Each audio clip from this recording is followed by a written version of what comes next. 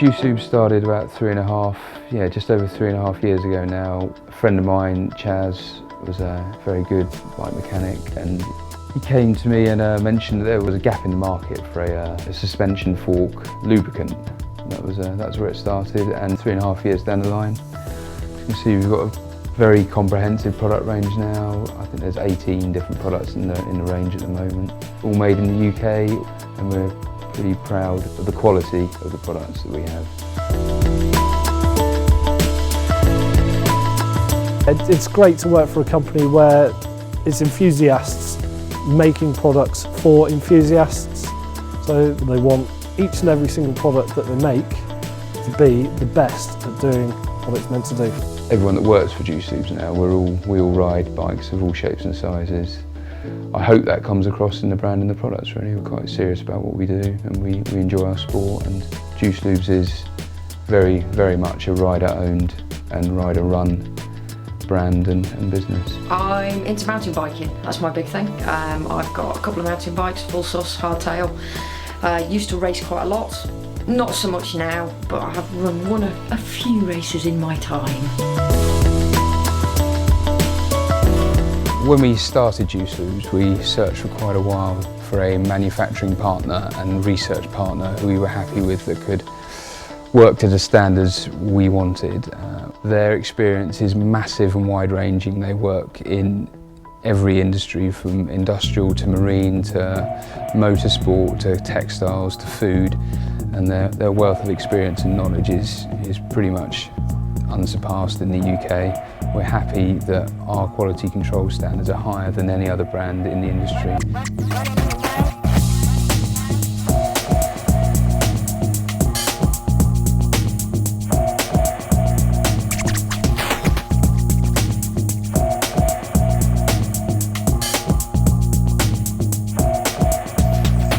We use our extensive knowledge and experience from cutting-edge industrial and motorsport applications in the development of Juice Lubes products.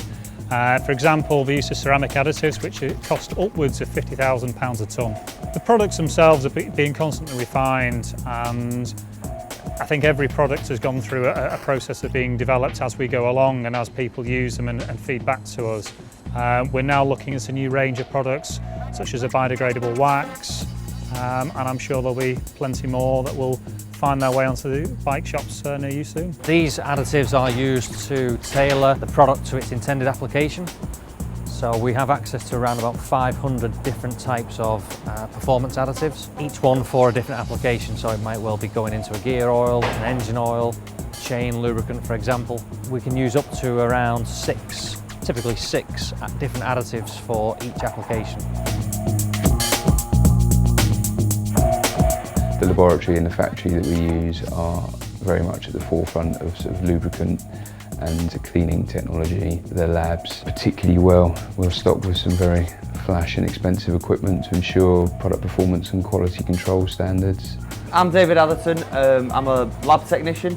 We're going to check the elemental content of the oil itself. So specifically today, we're going to be looking for calcium, even though the machine will check for another 7 elements. Whenever we sample a product in a lab, we retain samples of that blend or of that filling operation for a period of 12 months. We also retain the test results forever. So if we ever have a field issue, we can go back and obtain the information to make sure that whenever it was made or filled, it was within our manufacturing specification. Hence why we carry out so much quality control testing at various different stages of the production process. We've got a few of the chain juice wax prototypes here. We're up here at Gorton Gravity Hub. We're each going to take a turn with a different chain lube on a different bike and just sort of go for a good old-fashioned ride, see how it holds up into a nice November Devon day. Fingers crossed one of them will be a winner.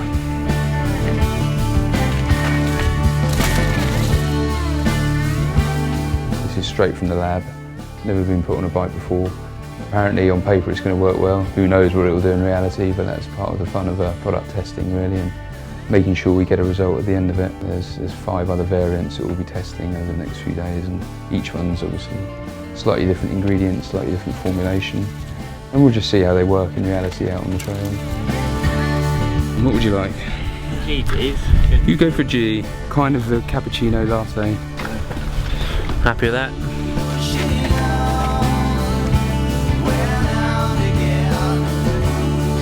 So Rob's got sample A on here, and it looks like already the anti-fling additive isn't particularly strong, because if I spin the crank, you can see it flicks off on the floor, and that really isn't what we want out of a chain lube. Got a bad first test run. This one didn't really have any problems. Did a pretty good job.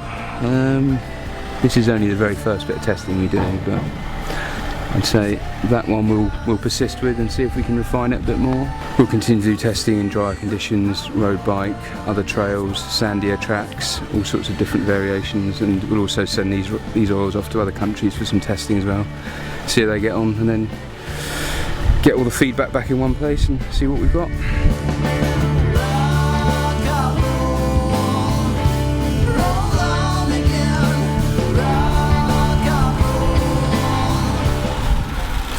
It's a quality brand, and the products we make, we're very happy to say they go through the most rigorous research, development, testing and quality control that you can get.